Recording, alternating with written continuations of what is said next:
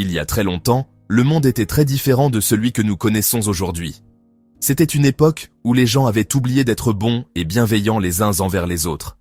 À la place, ils choisissaient d'être égoïstes et méchants, rendant le monde triste et sombre. Là-haut, observant tout, se trouvait Dieu. Il voyait à quel point les choses allaient mal et en était profondément attristé. Mais au milieu de tout cela, un homme était différent. Son nom était Noé. Noé n'était pas comme les autres. Il était gentil, il prenait soin de sa famille et faisait toujours de son mieux pour faire ce qui est juste. Grâce à sa bonté, Dieu le remarqua. Un jour, Dieu parla à Noé. Il lui révéla son grand plan, purifier le monde avec un immense déluge. Mais parce que Noé était bon, Dieu voulait le protéger, lui et sa famille.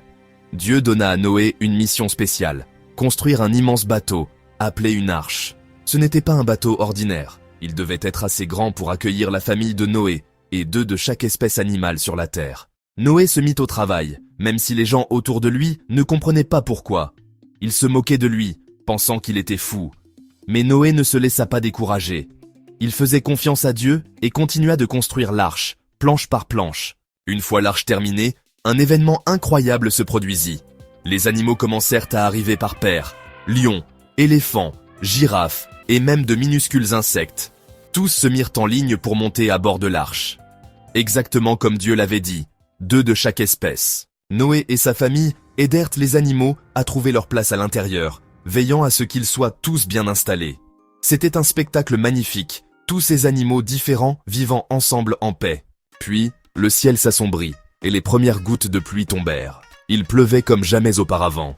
L'eau tomba du ciel, jour et nuit, pendant 40 jours et 40 nuits. Alors que la pluie tombait et que les eaux montaient, des villes entières et tous leurs habitants disparurent sous les vagues, ne laissant rien derrière eux. À l'intérieur de l'arche, Noé, sa famille et tous les animaux étaient en sécurité et au sec. Ils entendaient la pluie et la tempête, mais restaient unis, attendant le moment de pouvoir sortir à nouveau. Enfin, la pluie s'arrêta. Mais la terre était encore entièrement recouverte d'eau. Noé devait savoir s'il était possible de quitter l'arche. Il envoya un corbeau, mais celui-ci revint, n'ayant trouvé aucun endroit où se poser. Ensuite, il envoya une colombe, qui revint elle aussi. Noé attendit encore un peu, puis renvoya la colombe.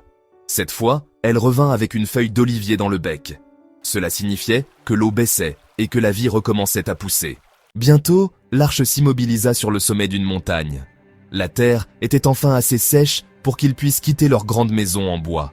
Noé, sa famille et tous les animaux ouvrirent la porte de l'arche et sortirent sur la terre encore boueuse. Ils s'étirèrent et respirèrent profondément l'air frais. Le monde semblait propre et neuf, comme une page blanche prête à être remplie d'histoire. Les fleurs commencèrent à éclore et les arbres repoussaient grands et verts. Alors que Noé et sa famille se tenaient sur la terre fraîche, Dieu parla à nouveau à Noé. Il fit une promesse très spéciale. Dieu promit qu'il ne referait jamais venir un déluge pour couvrir toute la terre. Et pour sceller cette promesse, il plaça un arc-en-ciel dans le ciel. Il était brillant et coloré, un rappel de l'amour de Dieu pour chaque créature vivante.